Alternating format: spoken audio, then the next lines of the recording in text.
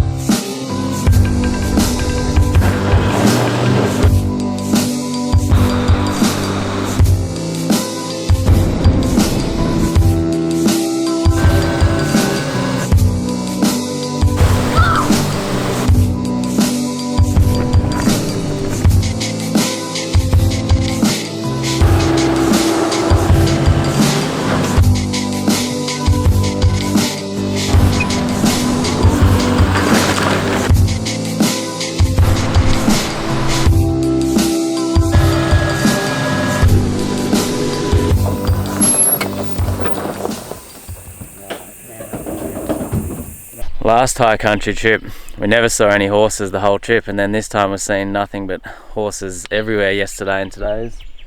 A few out in the paddock just behind me there now. So many out here. We're camped over at this Limestone Creek camp. And then today the plan is to just finish off this last couple of k's of it, come out onto this more main road, and then going to do this loop, this Cobberas track onto Mcfarlane flat track, then down the Ingeegoodbee Track over, and then camp over here somewhere at Mckillops Bridge tonight. That's the rough plan for today. Just hit the start of this Cobberas track now. Came out of that Limestone Creek, follow the main road for maybe 10 k's and then turn off up here into the left. This one is classification, very difficult. Low range 4-wheel drive of height, ground clearance, experienced drivers, mud tyres, winch, recovery equipment. So we'll see how we go. But they said that about the Davies Plain track yesterday and it was nothing like that.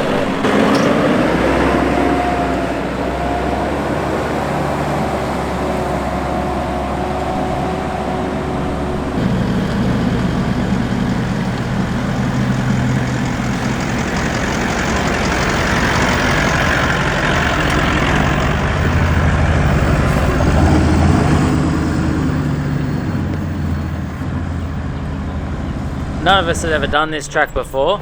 We were all heading into the unknown, not too sure what to expect. The track started off really slow going, it was very rough and rocky.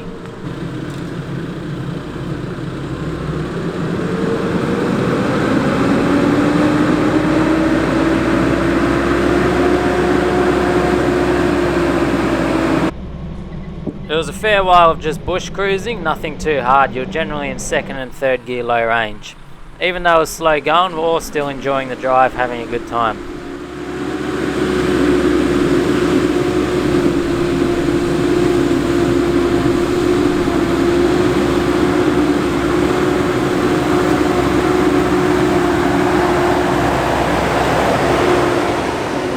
I ended up a little bit ahead of the others, so I was just filming myself for the first part of this track.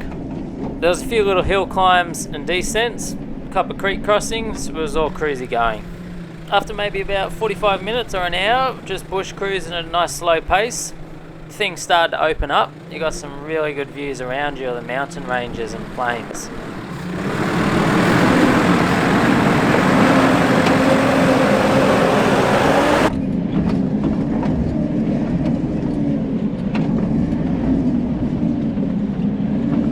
How's the views out behind me now? These mountains are incredible.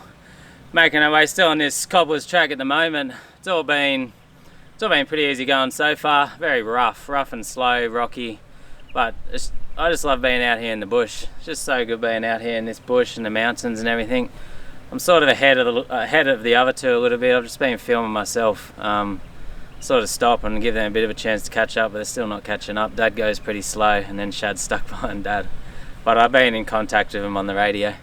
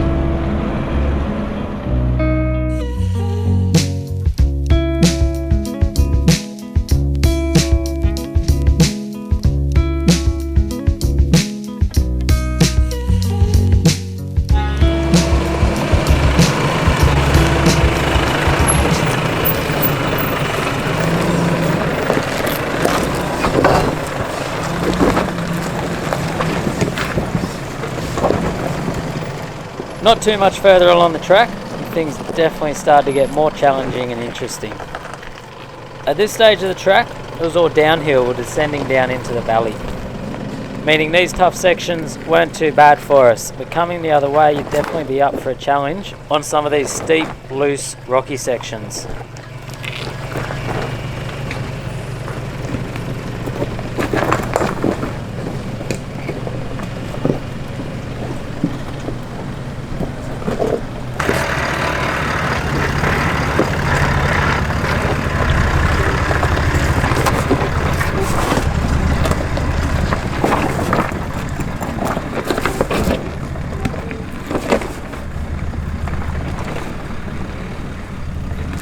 This track's starting to get pretty rugged in front of us now. We're going down, so we're good, but I'm glad we're not coming up this hill. How long they are on your map? What do you reckon about this hill, Kai? Throwing your popcorn everywhere. Yeah, I reckon I just dropped 2 pieces of popcorn. And I saw a big. Want some popcorn, viewers? Yeah, yesterday that Davies Plain track was rated as very difficult, double black diamond or whatever, and that was easy, but I can see them rating this track as difficult. It's definitely starting to get difficult. You wouldn't want to come out here in a stock 4-wheel drive or without experience. I'm actually thinking I'm going to knock a little bit more air out of my tyres. I'm at 16, I'm going to go down to 14 I think, just for these rock steps. It's a slow track, it's all slow. We're all in pretty much 2nd and 3rd gear low range, so I can't really see any problems with going lower. I've never had a problem with running low tyre pressures. I've never knocked a tyre off a rim, never debeated a tyre. I've always run them real low at the bush, so I'm going to go down to 14. It's looking rugged from down here, those big steps there. Trying to work out which side. Yeah, to stick it on. I'm going this one I think. I'd rather that lean to the left maybe than the lean to the right. Also have a wheel. So I'm going to have a left wheel here like here. Yeah, and then one in there. One in there. Yeah. Because over here you're going to be slipping towards that hole. Yeah. And you're going to get a... Yeah. Alright, here we go. My camera's probably gonna... It's not, I've been down worse, but this is definitely getting rugged. We just had a bit of a look, picked our lines, safer line down here. No, you picked the worst line. You know, I'm trying to get this piece of popcorn off my hand, so I need to let go. Okay. It's all looking good.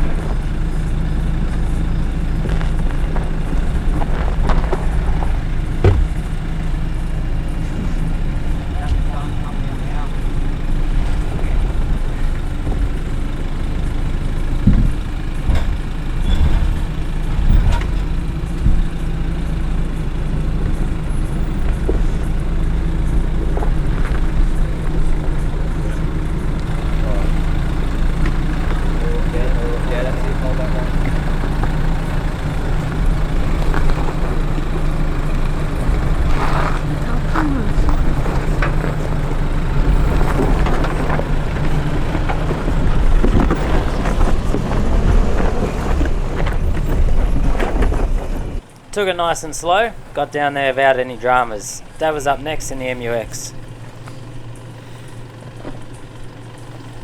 It definitely helps having a spotter in this situation for that guidance and reassurance that everything's going alright. It can be very hard to see over the bonnet of what's going on in front of you.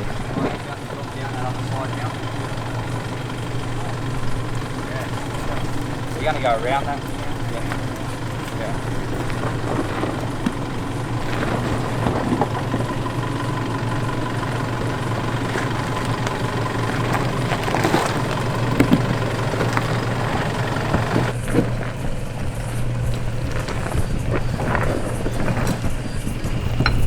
You can see here just how loose and rocky it is. And coming up this hill, you're definitely going to be fighting for traction.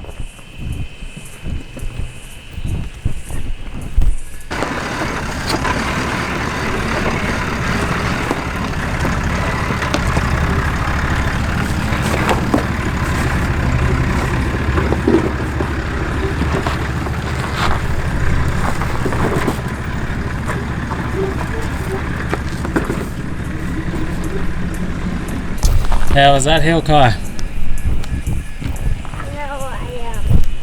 No, I'm covered in dust. What did you think of that?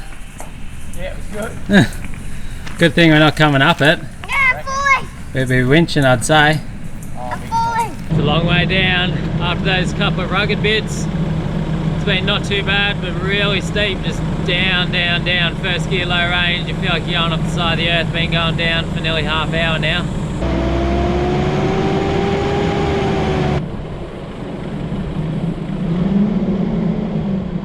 We continued to follow the track all the way down into the valley where we stopped to have some lunch. It was a long way down and it was very steep.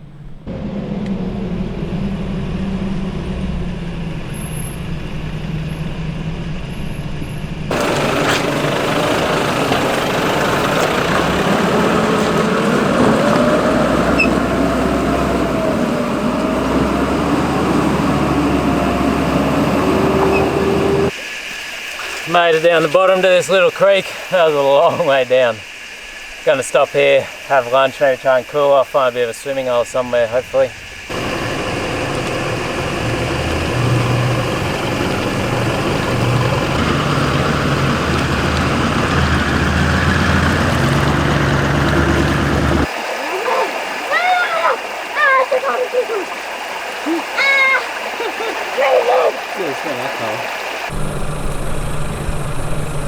Just finished that Cobberas trail and now we're on to Mcfarlane flat track, and then that goes on to the Ingeegoodbee Track. I think we're a little bit over halfway through. We've already been on this track for a few hours now. It's taken a while.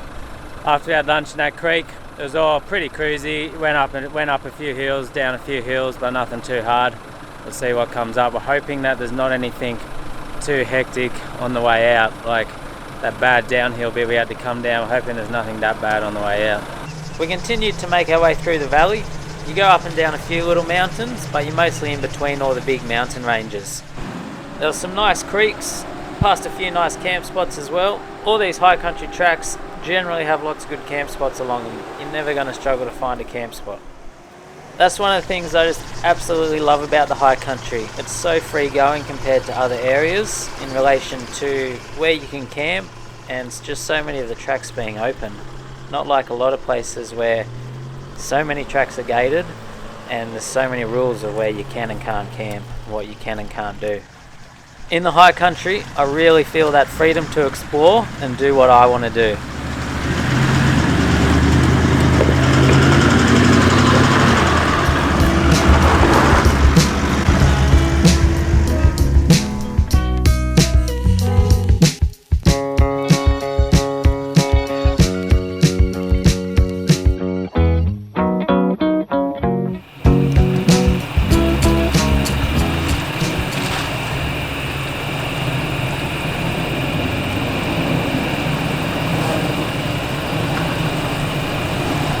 After you cross the Ingeegoodbee River, you begin the climb all the way up out of the valley up to the top of the mountain range. Keep in mind that these are remote areas. You're a long way from help out here. You need to be self-sufficient and generally know what you're doing. We never saw anyone else out on the track this day, and that's a common occurrence in the high country when you come to these more remote, less used areas. You just won't see other cars.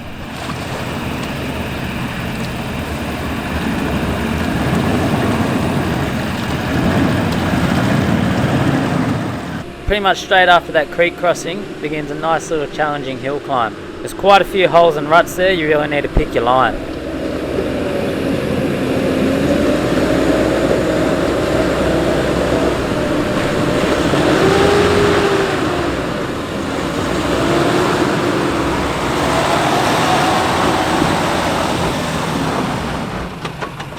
You can see there, I just went a little bit too far right, slipped into that rut and stopped.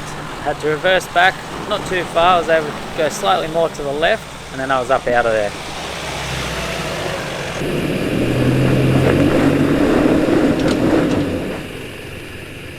Dad nearly made it all the way to the top, and then got caught at that final bit just past the camera going up over that erosion mound, got caught in one of the holes there.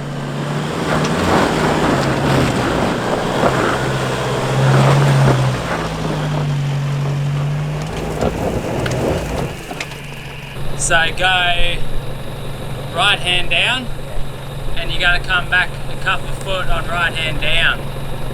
Yeah, about that much, come back. just slowly.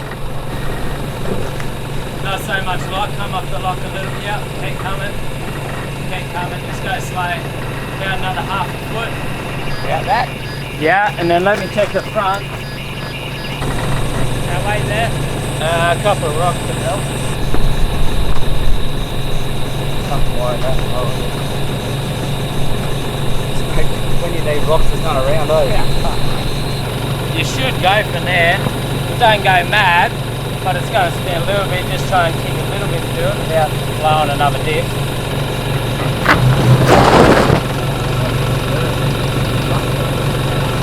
What happened then? I was in reverse.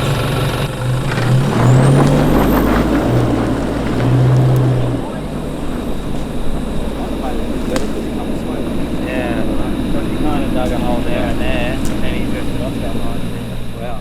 After Dad attempted to show us how to get up the hill in reverse, Shad was up next in the big cruiser. Lockers in, picked a good line, made it look easy.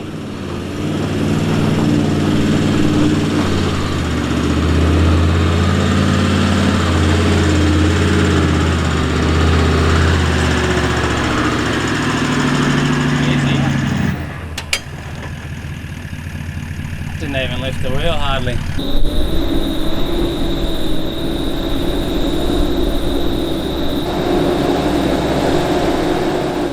The Mcfarlane flat track continues to climb all the way up the top of the mountain range, all the way up to Mount Mian. It's a long steep climb up out of there, but you got those awesome iconic high country views all around you.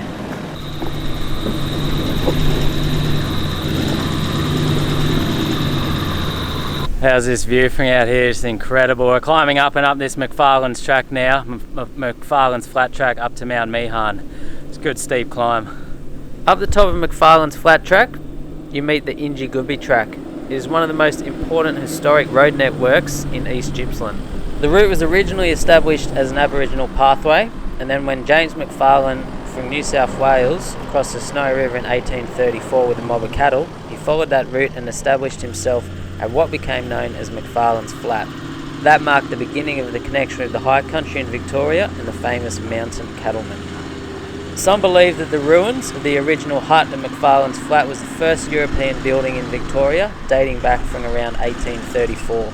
Mcfarlane's hill track done, and now we're on to the Ingeegoodbee Track, heading that way, down through to the Barry Way. The view from up here is insane. Not long after we turned right on that Ingeegoodbee Track, only a couple of k's along it, there's a couple of little peaks, then you get right up to this big one and you're completely up the top.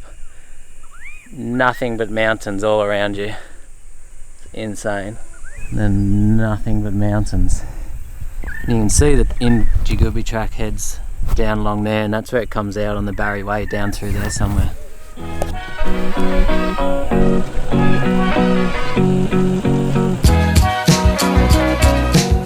That ended up being an amazing track today. You pretty much steep drop down the other side, and then there's a bit of up and down a long way through the valley. This track pretty much all day. It's a big drive up and down through the valley with nothing too hard, and then you come across that river crossing, and then you go a big steep climb all the way up out. So good. Just the mountain views behind you as you're coming out, it's incredible.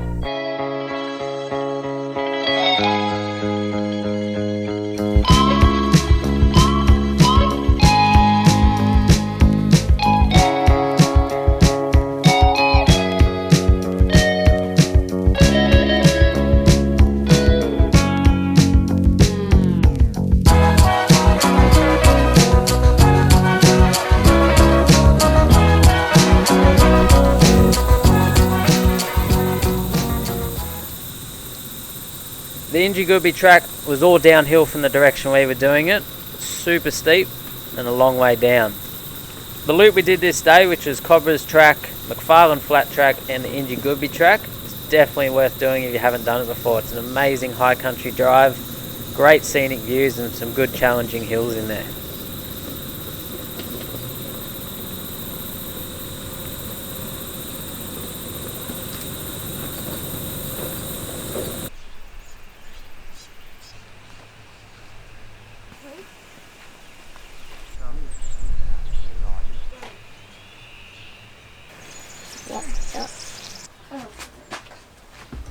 Should we write our names in the book? What would it be? Let's just do a random. Just do the 8th. Probably the 8th. I don't even know what it is. 8th of the 1st. Finished the Ingeegoodbee Track.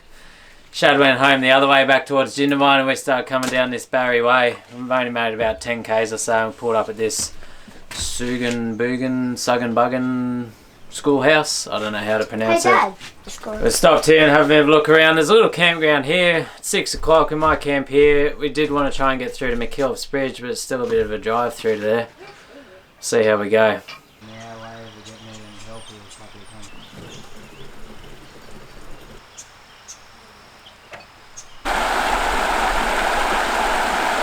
Had some dinner soon back down there. We decided to have dinner soon there and then make the drive after dinner towards camp. Try and get to Mckillops Bridge. Apparently it's about an hour from there. We're speaking to some people.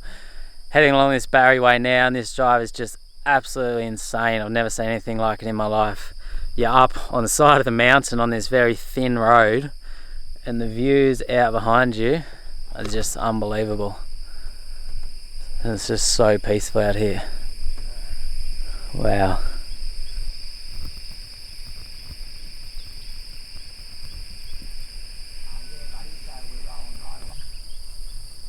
The Barry Way turns into the Snow River Road, and we then took a left onto the Mckillops Road. I would say that this drive was probably the most dangerous drive we did in the high country.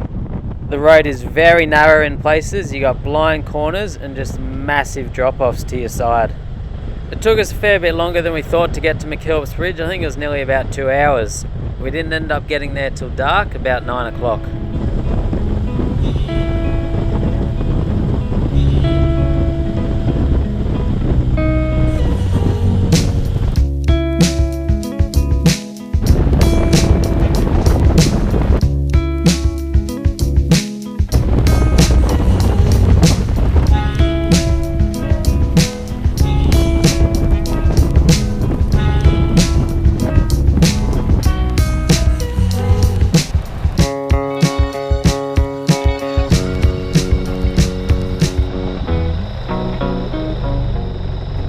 About 9 o'clock. We just hit this Mckillops Bridge. It's massive out there. Never been here before, you can't really see it, but we're just going to try and find a camp somewhere here and then explore tomorrow.